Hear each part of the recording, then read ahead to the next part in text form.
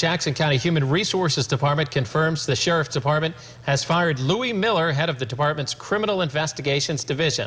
News 25's Alyssa Meisner has more on what prompted that termination and also who was involved.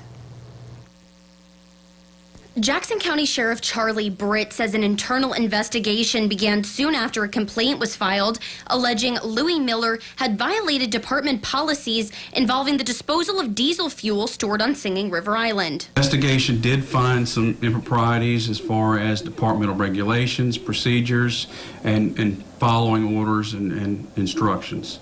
After the 6-week investigation was concluded, Louis Miller was fired.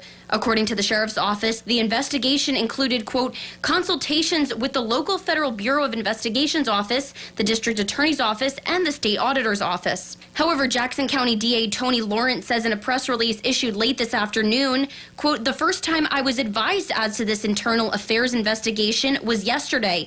If there has been an investigation into allegations of criminal activity, the results of that investigation, like all other criminal matters, should be presented to the citizens on the grand jury.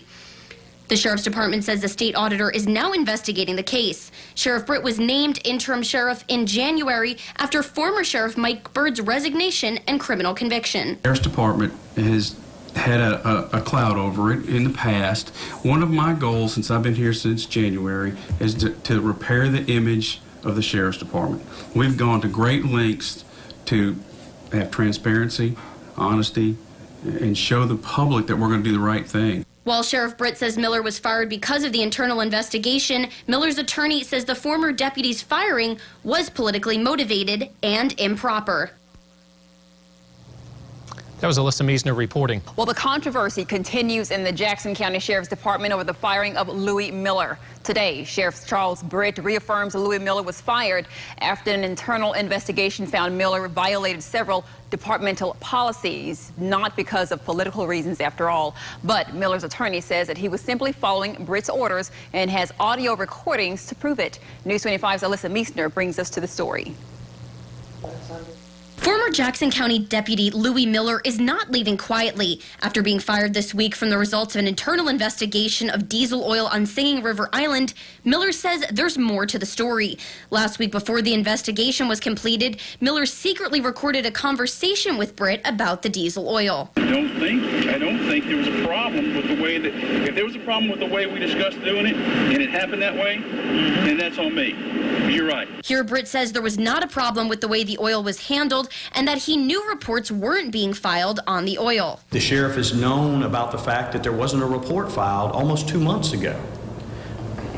But at that time, he wasn't critical of Louis Miller. He didn't terminate him. He didn't suspend him. He didn't, threaten to sanction him in some manner. But Britt says the investigation found there was more than just unfiled paperwork. There was other factors that we had to make sure that were covered. I mean, we had an issue or a question, was the fuel good? I mean, if the fuel was good, then we shouldn't have disposed of it. So those issues had to be looked into. Britt says there were other policy violations besides Miller not filing paperwork that led to his termination. But Miller feels he is the scapegoat in the oil debacle where he was simply following orders the sheriff dictated. He was involved in the process. He made the judgment calls. He takes responsibility.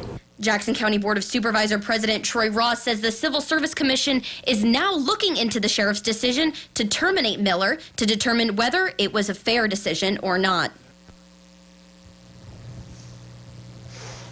That was Alyssa Meisner reporting. Now, meanwhile, Louis Miller's attorney, Adam Miller, says Louis wants his termination removed and to be reinstated into his position, saying they intend to pursue all legal options. Also indicted today, Cameron Polavon, former director of the Harrison County Utility Authority. Kickbacks, bribery, Saints tickets, and vehicles, according to an 8-page indictment. These are all the things former utility director received in exchange for steering lucrative contracts through the Utility Authority to Gulfport contractor Sean Anthony. News 25's Tony Miles has that story.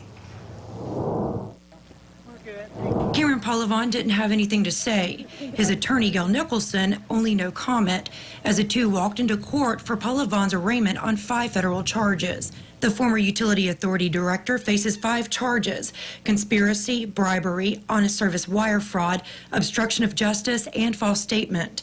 If convicted on all charges, he faces a maximum sentence of 60 years in prison and $1.25 million in fines. The charges stem from bribes and kickbacks he allegedly received from S.H. Anthony Incorporated, owned by Gulfport businessman Sean Anthony. The indictment reads, in part, that Paul Levon would corruptly solicit, accept, or agree to accept things of value from co-conspirator 1, Sean Anthony, that benefited Paul Levon and his family.